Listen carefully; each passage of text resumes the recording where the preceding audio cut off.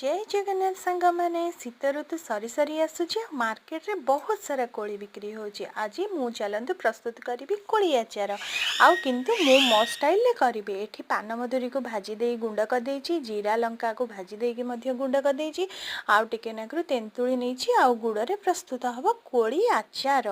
कोली आचार देखि कि आपण मन को पाटी लाळ गडुची कि मो पाटी तो पाटी लाळ आसी गलानी, आपण मन को पाटी लाळ आसी कि नाही। खटा देखिले तो समस्त पाटी लाळ ही बाहरी जाए।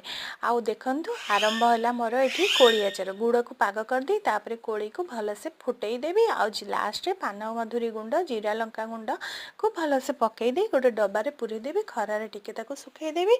आउ तापरे आरंभ खाइबा रेडी हे जिवो कोली आचार।